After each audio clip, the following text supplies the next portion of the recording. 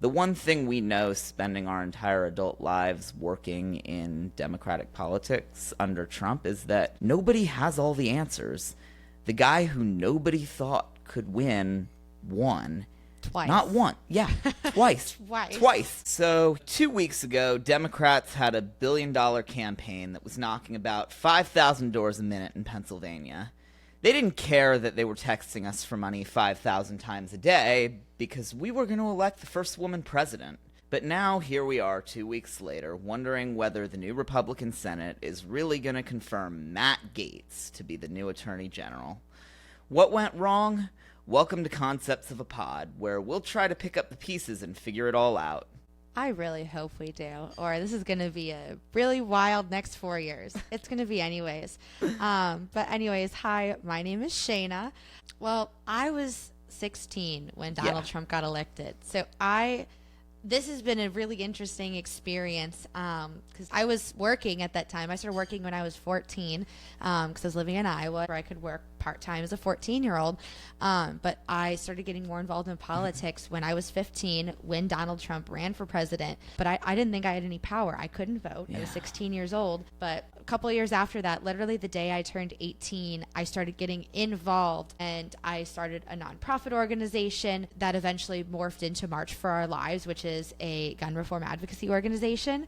And then I started getting into field organizing, and here I am 7 years later. I have worked just about anywhere you could think of. I've done swing states, I've done rural communities, I've done suburban, I've done urban, Iowa, Montana, New York City, Illinois, Chicago, Georgia, Texas.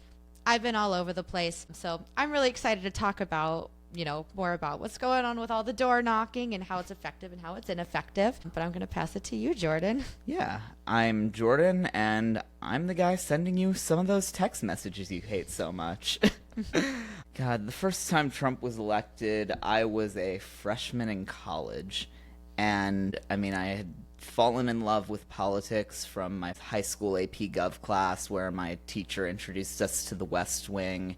And I thought I was going to use what I knew about technology to go study political science and computer science and help Democrats build better technology for the future. And then Trump got elected, and I organized for Kamala Harris on campus because I thought she was the one who was going to beat Trump. I didn't think Biden had it in him, but he surprised us once thanks to a once-in-a-century pandemic that led to me getting a job sending some of the most annoying Facebook ads, text messages, and emails for those PACs that promise a 500% match. Which are fake, by the way. We'll get into that, though. Yep, those are fake, unless it's from the official Democratic Party. I actually, thankfully, started working for the Democratic Legislative Campaign Committee that does fundraising for down-ballot candidates, and they do a really cool thing where their big donors actually match the donations that some of the small-dollar donors give, but unless there's clear fine print about that, it's a scam. Anyway, point being, after working at the DLCC for a historic 2022 and 2023 cycle, I realized that our technology was holding us back from doing what we truly needed to connect with people. So I called up Shayna, who we talked for hours every day about how Democrats could do things differently. She tells me what's up in the field. I talk about what a mess things are in D.C., and we finally decided we're going to do something about it. So we launched New Digital Now, which, if you've ever been part of our focus group or gotten some of our text messages, we started it by asking supporters, you, for what you think about what's going on. Because the one thing we know spending our entire adult lives working in Democratic politics under Trump is that nobody has all the answers. The guy who nobody thought could win won. Twice. Not one. Yeah, twice. Twice. So here we are, and as Kamala Harris was running for president in a campaign we truly thought could do it, could finally put an end to him, we kept it all behind the scenes, knowing we didn't want to be the people who broke some story that led the media down the rabbit hole that ruined her, but they did that without us. So now here we are talking about what went wrong. And I want to make this clear. We don't know everything. We are going to stick to what we know within our experiences. And that's why we started doing these focus groups to ask other people about how they are feeling. Because how I feel, how Jordan feels, we have some differing opinions about everything that's happened, but we are not the majority of the population that's out there voting. So we've had a really good time asking thousands and thousands of people to give us their opinions, and we do take that to heart, and that's what's helping shape our organization to better support down ballot Democrats. And I know we'll talk a little bit more about New Digital Now and what we're doing, but today I know we really want to talk about like just debriefing the election and what happened. Yeah, and one other thing to note, if you've been following along from the beginning, and if you haven't, you can check the link in the description to join the focus group and help inform future episodes of our podcast. But one thing to note, if you've been along the whole time, is that we're building all of this technology from scratch, and the money we ask people for in the focus groups, because we'll admit it, there's a donation ask at the end of it, like there is for everything else online. And the reason we do that is because we're not influenced by anyone. We don't have big corporate donors. We don't have big investors who are demanding a return on that. We do what we do because we care about the people we reach out to. So everything you've invested in this has gone into building the technology to make everything you're seeing here possible. So if you filled out the focus group, if you clicked on the website, if you looked at anything, thank you. None of this would be possible without you. Yeah, we can't do this without supporters. This is a grassroots effort, and we want people to give their input. That is what our jobs have been based off of, or should have been based off of, and we want to change the way that functions. We're not here to try and make a quick buck off of you like a lot of those fake texts. We're here to actually try and make a change. Yeah, so without further ado, here is what Democrats like you think went wrong in the 2024 election. What do you think, Shayna? This is not surprising to me. I'm going to admit, on election night, the local campaign I was working for, we won. It was a very swingy race, and I worked for a progressive state's attorney, and this is one of the only times in the history of this country that a progressive state's attorney has been reelected for a consecutive term. And this was in a pretty purple, pretty red leading area too. So our night went well on a very local level. But when the national stuff started coming in, I was devastated. It was more of my emotions coming out, and I was angry that how could people not want to vote for Kamala? How could they vote for Donald Trump? Like, he's an idiot. But the next day, I started to calm down, and really think about what the messaging was on Kamala Harris's campaign. And Trump, I have to give this to him. He was really smart to talk about everyday economy needs, like the price of gas, the price of groceries, because those are the things that affect everyday people, like actually every day. How much your milk costs, how much your eggs cost, how much a block of cheese costs, how much your gas costs to go to and from work, to pick up your kids to and from school, to be able to make lunch for your kids. They don't necessarily care about making a healthy lunch for their children. They want to make sure their children have lunch. Let's be honest about that. So I'm not surprised to see that the economy was why people thought Kamala lost, because she didn't talk about the economy that often. She talked about first-time home buyers, which is great, but everyone lost the hope of buying a house in the last few years. Let's be honest. I will always say the quiet part out loud. While we're talking about being honest here, let's just get one other thing out of the way that some pundits have talked about, some have ignored, but you can't ignore the racism and sexism that came in any part of this. Unfortunately, the reason the pollsters don't talk about it is it's not nearly as easy to quantify, but you can't deny the fact that you had a 34-time convicted felon running on the Republican ticket, and we spent more time talking about whether or not Kamala Harris was handling that effectively when he questioned whether or not she was even black than the fact that he questioned whether or not she was even black. Our media environment created a world, and whether it was racism or sexism, whether it was the fact that producers on cable news shows realized that us talking or not talking about racism or sexism, or how we talked about it, or how we frame it, does well for ratings and clicks, who knows, but we can't deny the fact that now twice, the 2 times a woman has run for president of the United States, she has lost to a man who has admitted on tape to thinking sexual assault is okay. Like, we really thought people were going to vote based off of character. And I also want to make a note too, because like I said, I will say the quiet part out loud. A lot of the pollsters in this country are white men and white women, and they don't necessarily always think about spinning things in different ways and how to reach out to people who are not the white electorate.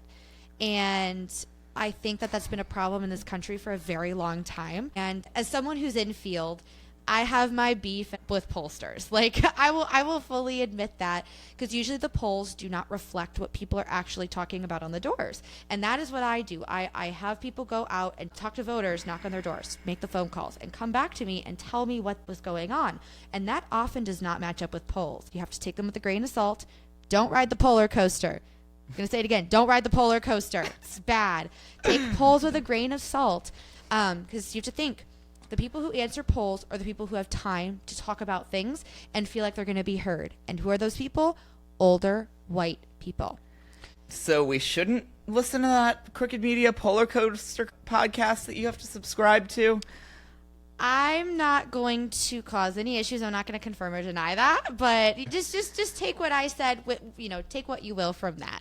We can just say the pod didn't save America. It's fine. Did not, the pod it did not save America. It really did not. But that's what New Digital Now is about. We want to analyze what happened and actually make a change from it.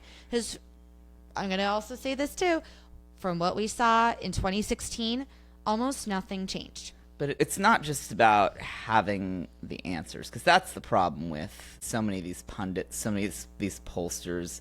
They think they have the answers, but they never ask the questions out loud. Like, I mean, they draw their conclusions, but you never see CNN talking about the section of the academic study that says, what if we're wrong? And every academic study has one. It is a required part of scholarship to ask, what if we're wrong? But yeah, and I think that directly leads into a fourth pillar on this list. It's propaganda.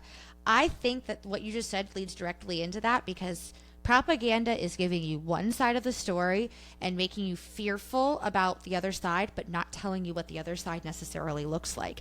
And by not talking about what if we are wrong, I think that directly feeds into that into propaganda. Yeah. And I know I want to go back to the third thing on this list, immigration. Trump made us fearful of immigration, and Kamala was not. She didn't talk enough about that. Harris did not talk enough about immigration, and Trump made us very fearful of it. And he even made immigrants fearful of other immigrants in order to vote for him, to get him into office. I think there's a lot of issues with our immigration system that I know that Jordan and I are not going to fix now. We're not going to fix it overnight. It's going to be many years before it's fixed. We're also not immigration experts, so yeah, we're not immigration experts. We're not the ones who are going to fix this. And if we claimed we were, that would be a reason for you to think we're full of shit. Yeah, so. Exactly. And we're not here to do that. We're here to help analyze what we are seeing from actual people on the ground and, speak from our experiences. Speaking about something that's happening, I don't know if you call it on the ground or on the internet, or I think at this point we can just admit that those are the same things, and Democrats are the only ones who haven't realized that, yes, the internet is real life now in the year 2024, but we've been seeing a lot of, some of it is legitimate discourse about the voter suppression and foreign interference that really did happen in this election and that we need to look into. But there's also been a lot more than I like, and even in some of the results of our focus group that I won't glorify here, I've been seeing a lot of people saying things that really verge on MAGA-esque conspiracy theories coming from our side. Like, I've been seeing a lot of people on Twitter getting dangerously close to election denial. And I think there are 3 theories in particular that I saw that I think are worth debunking very quickly, just Yes. shooting down. I think first is, and Shayna, if you want to take this one because you're the expert on all things field data, the 20 million missing votes, which I think is down to 15 million now, but what's the deal there? So let's back up real quick. In 2020, there were about 155 million votes in the presidential election. As of 5 minutes ago, and I put this into like our spreadsheet, there's been 149 million votes counted for the presidential election this year. Counted so far.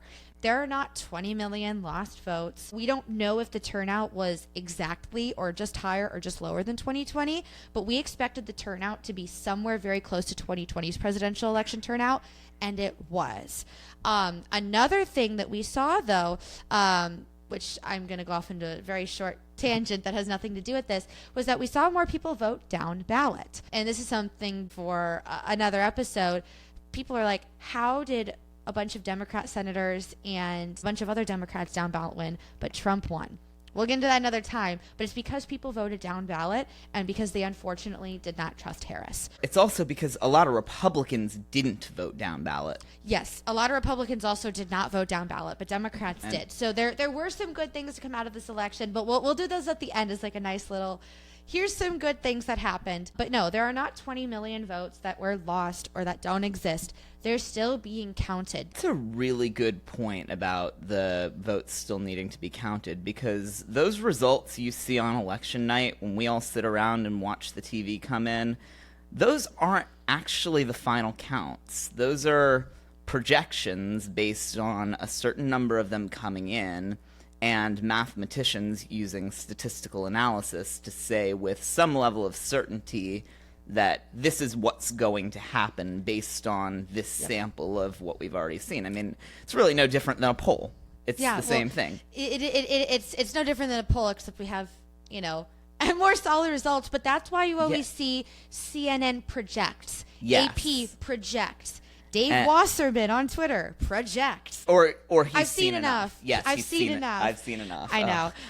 But no, so that's why they say projects, because nothing is actually solidified until about beginning to I'm just going to even say the whole month of December, depending on what state you are in. It takes about 3 to 6 weeks for election results to be certified and fully counted. So nothing is set in stone until end of December. I'm also going to put a disclaimer. It's not to give hope. I really don't think Kamala is going to pull in. No. She'd have to win every single vote that is left over for her to win the popular vote. I don't think it's going to be enough to pull her any other direction. Wanted to put that disclaimer out there while we're talking about projections versus they don't certifying project election unless results. they're sure. Yeah. Anyway. The next conspiracy theory, Starlink. Actually, I was going to say the talk of election results actually leads kind of nicely into 2 Elon Musk-based conspiracy theories that kind of go hand in hand.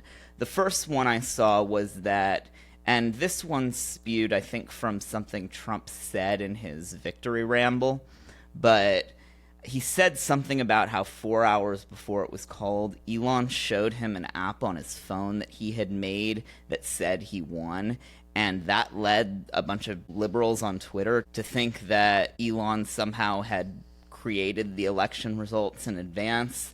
I saw a lot of, and this leads into the other theory about Starlink, that people think he used his internet service Starlink to rig voting machines, which for a multitude of reasons I won't get into here is not possible. It doesn't even make sense. I'm not a software engineer.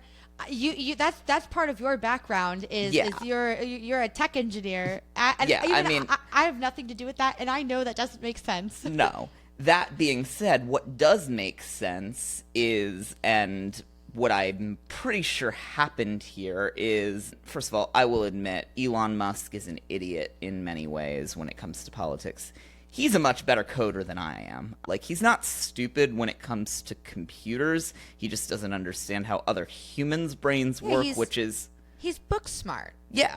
And he's book smart. He's not street smart. Yeah, he's tech smart in particular. Yeah. But point being, it would not have been hard for him to code his own algorithm to do projections that was probably a lot faster than the outdated tech that God knows what at CNN and AP and the Decision Desk have been using for God knows how long. So I'm sure he coded something to pull the results in advance to show off for Trump, who had no idea what he was looking at. So let's not spin conspiracy theories out of things that Donald Trump doesn't fully understand. That's what MAGA people do, and as Democrats, I think we're better than that. Yep. But As Democrats, that's like we're not going to do that. We're not going to create and push out conspiracy theories. I get it. I'm sad about the election too on a national level, but I'm not going to deny the facts that are in front of me. We can't. I heavily believe in horseshoe theory. We can't go so far one way we end up on the other side. We cannot do that. We cannot do that. Absolutely not. And I mean, that being said, though, when we talk about Elon Musk absolutely did have an impact on this election, and he probably did swing it for Donald Trump.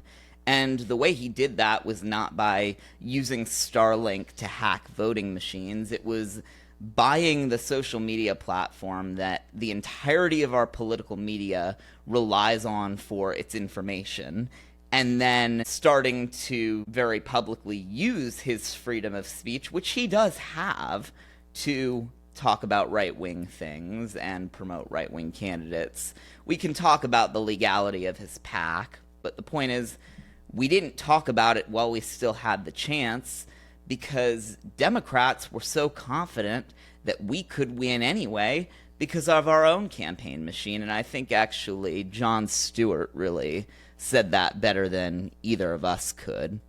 I'm so glad he's back, by the way. Yes, I know. I am so glad he's back. So glad he's back. I was confident because the Democrats had a secret weapon in a close election, perhaps the most important weapon. Since joining the race, the vice president has raised an eye-boggling $1 billion. Call me eyes-boggled.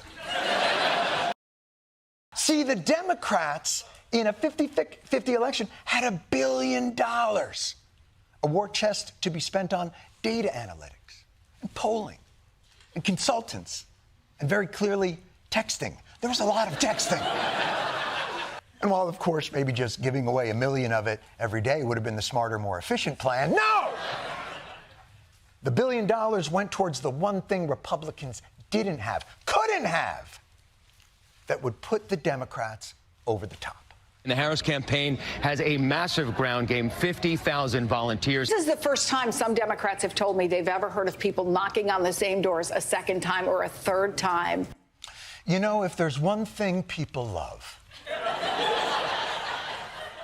more than someone appearing randomly at their door once, it's that same person coming back 2 or 3 times to talk politics. Even though everyone from vacuum salesmen to Jehovah's Witnesses know that's a losing strategy. In fact, they've known that for decades. Let's just spend $250 million on it. You know what Democrats should do? Whatever money is left over, send those same people back to those voters' doors. And just knock again during dinner. And when the homeowner comes to the door, go, "What the f***, Scott? I thought we connected." Okay. As the resident field expert here, he's not wrong. I'm not happy saying that, but okay, let me break down what he was talking about for a minute here. So I run field programs, so I find people to come help me convey the message, but then I take in data. And when people knock on your door, they either have their phone or they have a clipboard with questions on it, and you're supposed to go to specific people's doors and ask them, who are you voting for and what issues do you care about? And that information comes back to whoever the field director is. Here's the thing with all of that, though. Sometimes people are like, please don't come back. I don't want to talk about this. Or people say, I'm not supporting your candidate. that data is supposed to come back, and whoever the field director is supposed to take those people out of the list so that they're not contacted again. And one of the problems, though, is that people don't enter the data into this, the system that we use properly, or enter it at all, and that leads to bad data. And I think that is a really big reason why not as many people, specifically places like Bucks County, Pennsylvania, did not go out to vote for Kamala, because they had bad data and they were not refreshing their data properly. This is not just on the people who are running the campaigns, but also on the county clerk and any other campaigns that are gathering data. So, and it's funny that you mentioned Bucks County, because my fiance is actually from there. She hasn't lived there in quite a while. We live in D.C., but her parents said that the door was knocked multiple times looking for her when they said she was no longer there. So, so I originally was from Iowa. I live in Chicago now. Sometimes, too, people knock on my parents' door asking for me. I have not been registered to vote in over 4 years at my parents' house in Iowa. Like, yeah, bad data. People don't realize you have to update data. And another small note, your county clerk is elected. So that means if you elect a bad county clerk, they're not going to care about all the data that's coming in. They're just going to let it sit and pile up while they're taking a paycheck from your taxes. Yeah, and then the Democratic Party on our side, we don't do anything to clean up that data either, but we have all this money that we raised from all those texts, which, actually, you know what, let's talk about those texts for a second too, because that's the other half of this, and the fact that we've kept that separate from field for so long on the back end, for anyone who doesn't know, the people on campaigns who send the texts asking for money generally don't talk to the people who are knocking the doors and the people who are like talking to the voters who need to be persuaded. Field also often gets the least amount of money on campaigns, but field is one of the most effective ways to swing a campaign as long as you have good data and you're doing it right. Yeah, field, if invested in properly, instead of spending all the money texting people asking for more money or using it to spend more on ads that data has proven have oversaturated the market at this point.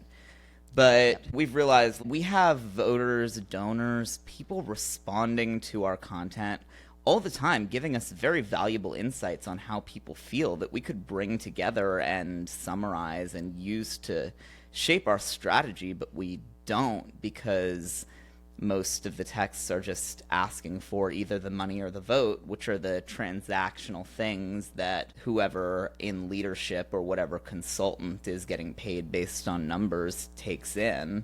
Yeah, that's all they care about. That's one of the things that we're doing differently is when we send out those focus groups and we say, do you have any other comments? We read through every single one of them. Like, do I need to read every single one of them? Probably not. I could summarize it, but I do read all of them because I think it's important, because sometimes people have different nuances in what they want to say. But I think can you put up some of the comments that we've gotten from people?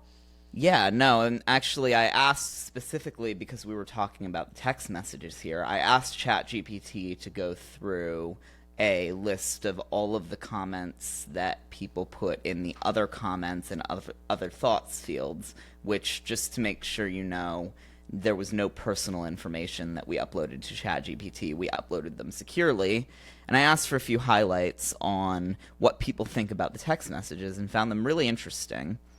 Some things people said, and I get it, because I actually missed a number of text messages related to my upcoming wedding because they were buried under all of these fundraising texts, but people say everything from feeling threatened by many of the messages to them coming from everywhere to feeling shamed and blamed. And then the one that really broke my heart was the fact that somebody said that the message we had sent was a sham cover for seeking a donation, because we do ask for money. Again, as we mentioned earlier, it's the only way we can keep this going without being influenced by special interests. But we make it clear, we're like, you don't have to give if you don't want to. There's a value to money, and there's a value to time being donated. And we're trying to make that clear to people too, that we're going to do our best with whatever donations we get. But we appreciate anything, but also just giving us your comments. Like I said, I read through all of these.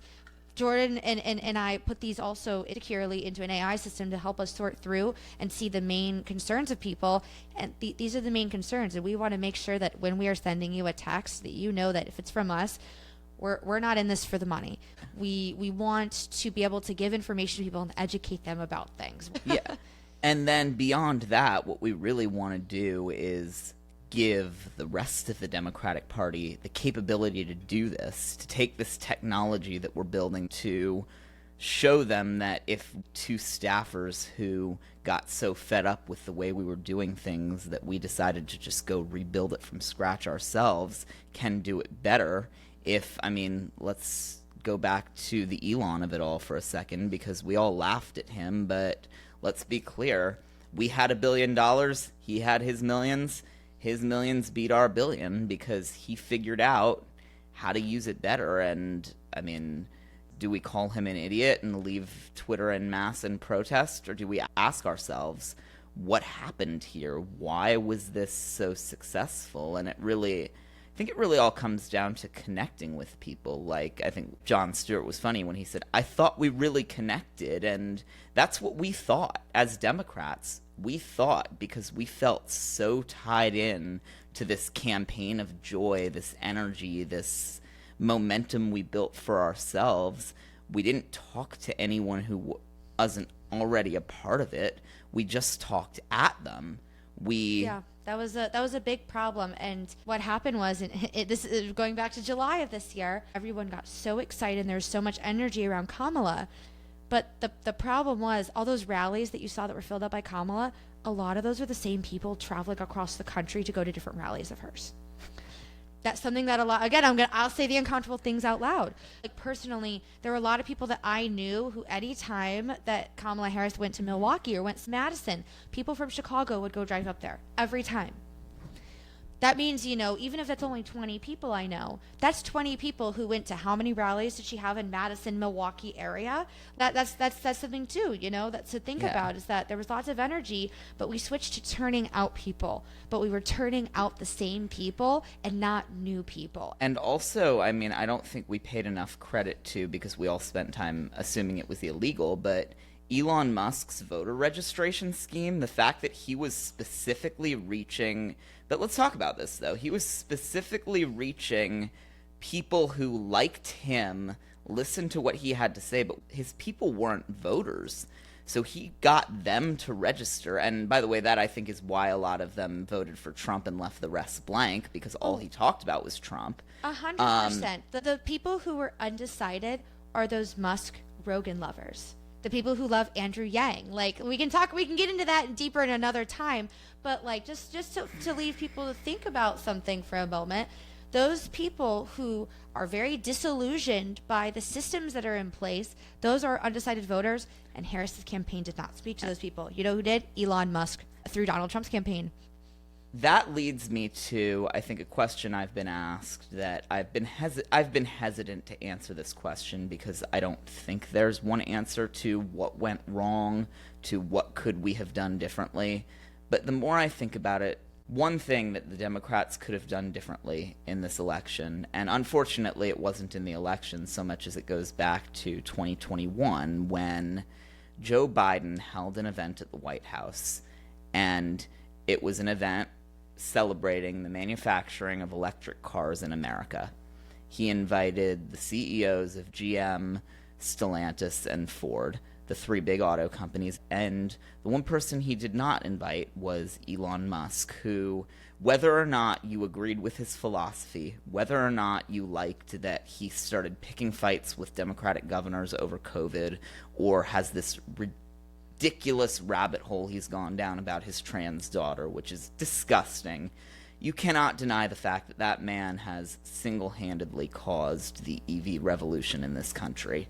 Yeah. He's the reason people are driving EVs right now.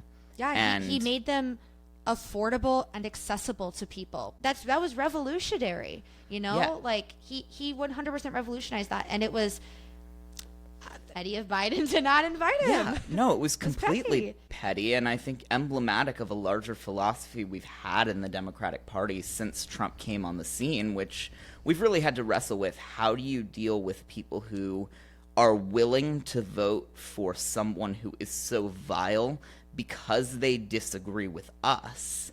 And I think that telling someone that they're so toxic that they can't be celebrated for an undeniable achievement because they disagreed with us on something, even if they were wrong and we're right, it's our job to convince them of that. And if you need proof of that, look no further than early October when Elon was spreading hurricane misinformation, and Pete Buttigieg took the time to get on the phone with him. We've got to be harder targets for this misinformation stuff. And we got to recognize that sometimes the misinformation that comes at us won't just be designed to attack a person. It will be designed to attack our trust itself. We just lived this in a huge way in Hurricane Helene response. And there's only a couple solutions I know of. One is to get things and people offline. I did with Elon. I mean, I don't know if you followed this. Like he texted this thing, or he tweeted this thing that wasn't true about the FAA. And I just asked him to call me, and then he did, and then we solved the problem. And for a couple hours, Elon Musk was tweeting about how great Pete Buttigieg was. So it just makes you think anyone can be persuaded if only you take the time to listen to what they say and start to come up with the right argument. Yeah, it's like you said earlier too. We can't talk at people. If someone asks you a question, you need to be able to explain it to them and not talk down on them and not talk at them. Politics has, I feel like, taken a whole new life since 2016, and there's more people who are more interested in how to be involved and what it all means. They're looking for an answer, and Elon Musk, as we can see, he was the ultimate undecided voter. And who took the time to talk to him?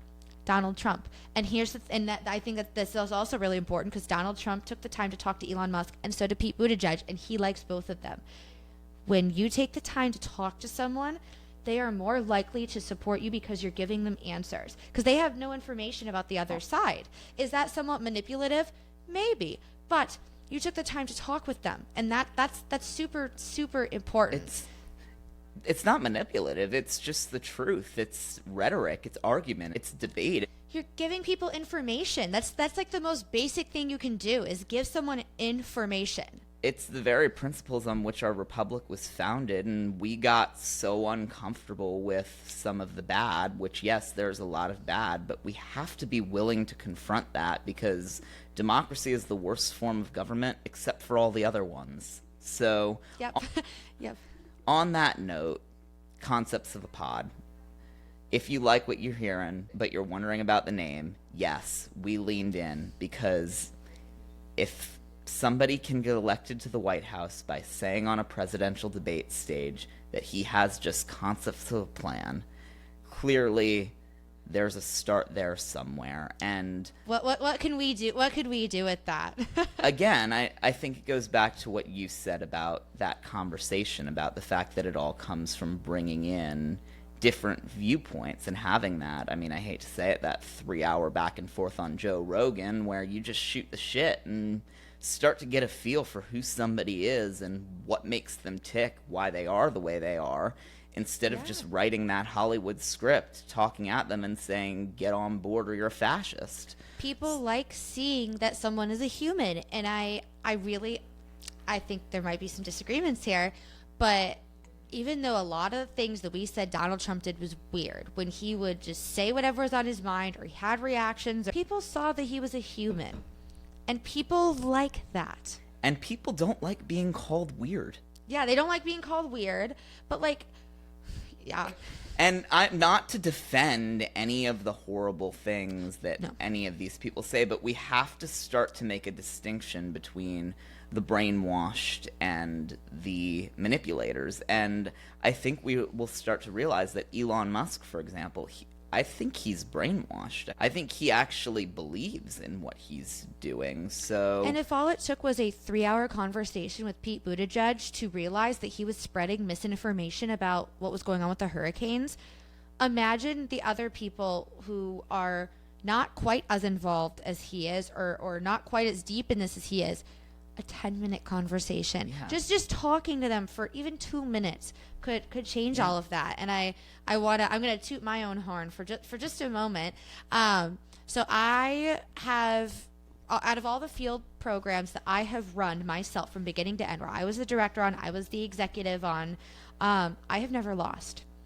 Why? Because I have those hard conversations with people, and I train my staff to have those hard conversations with people. That's something that I take with a lot of pride, because you will lose more elections than you will win. I've worked on plenty of other elections that I've lost, but I was not the executive doing the field program. On every program, I'm going to repeat this, on every program that I was the executive on, running the field, I have not lost, because I was willing to have those tough conversations and talk with people. That's all you have to do. That's all you have to do. And that's exactly what we're going to do here. We're going to have the people on who you may be thinking, why are you platforming these people? And we will not endorse every guest who comes on. We will bring people onto this podcast who vehemently disagree with us, but we'll do that because we need to understand what people who disagree with us think and how they think and how we can start to get through them to build the better future for this country that we all want. And beyond all that, we're also going to, with each episode of this podcast, put out a new questionnaire for the focus group. And on the next episode, we're going to talk about what was said by the listeners in the previous focus group. So we want to hear what you think. We want to know what you have to say about what we've said, about what the Democrats are doing, what the Republicans are doing. We mean that too. Like, yeah. Whatever you want to say, if there's something you disagree with that I said, I want to hear that. I want to learn. The only ways that we progress and go forward and grow is if you're willing to hear out the other side. I know there's going to be plenty of people that disagree with me, and actually those are the people I want to talk with more. Yeah. If you disagree with me, I want to hear that. I think Jordan agrees too, Mm-hmm. We love compliments and whatnot, never going to say no to one of those. But we really do want to hear if you have thoughts or something that we didn't say or think of, because we are two 20-something-year-olds, who have been working in politics for the last 7 to 10 years of our lives. We're not going to know everything. We want to hear from you. I hope that comes off as genuine, because it is genuine. Yeah. And maybe you'll see your quote in the next podcast. Yeah, you never know. As I said earlier, that we would end on a little bit of good news that came out from the election. There's a couple of things I want to mention. So, we have the first transgender member of Congress. We now, for the first time ever, have 2 black women in the Senate. We have the first Latino senator from Arizona. And there's a whole bunch of other down-ballot Democrats on city council level, school board levels that have been elected that are progressive and or flipped seats all across the country. But those are a couple of the big ones that I wanted to mention. Yeah, and so important that you mention the state level too, because that's where everything starts. Democrats won in 2022 because we did this work at the state level. And now it's time to take what we've done there and build up from there, start local, and get things ready so that come 2028, come the next presidential election, we're ready to truly connect with people instead of talking at them with a playbook that's been used for 20 years and clearly has not worked. It all starts at the local level. The people that are at the local level inevitably end up further up the food chain, and we want to change that now and change that political playbook now. But of course, like we said, we could not do it without you. So thank you for being here. Thank you for listening. If you would like to share your input and have your voice heard in the next episode, link in the description down below to fill out the focus group. Like, subscribe, share. We'd love to. Yeah, gonna shamelessly plug that in. Follow New Digital now on Instagram and Twitter. We also have a TikTok, if that is still a thing that'll exist after Trump's inauguration. Yes. And we want to hear from you so we can have, we want to put your thoughts out there for other people to converse with you as well and to converse with us. So follow us everywhere. Consider sharing this with people. We also want to know if there's anything that you want us to talk about. So please share this. We want to hear from you and we want to talk with you. Yeah. And thanks so much for listening. See you next time.